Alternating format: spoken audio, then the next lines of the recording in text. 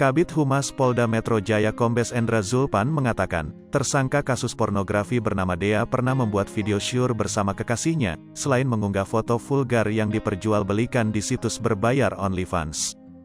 Ia, pengakuan pernah membuat foto dan video asusila dengan kekasih, kata Zulpan kepada wartawan, Sabtu, tanggal 26 Maret tahun 2022.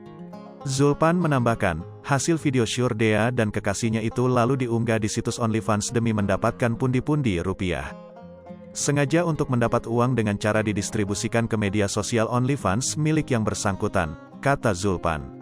Dea telah ditangkap pada Kamis, tanggal 24 Maret tahun 2022, dan kini telah ditetapkan sebagai tersangka. Meskipun demikian, Dea tidak ditahan. Dea hanya dikenakan wajib lapor terkait kasus yang menjeratnya. Tak ditahan, sementara hanya dilakukan wajib lapor, ujar Zulpan. Wajib lapor untuk Dea OnlyFans diputuskan setelah adanya berbagai pertimbangan, salah satunya ada permintaan dan jaminan dari keluarga. Terlebih lagi, Dea yang masih berstatus mahasiswi itu mengaku akan menyelesaikan kuliahnya. Ada permohonan dari keluarga dan dia masih mahasiswi mau menyelesaikan kuliahnya, kata Zulpan.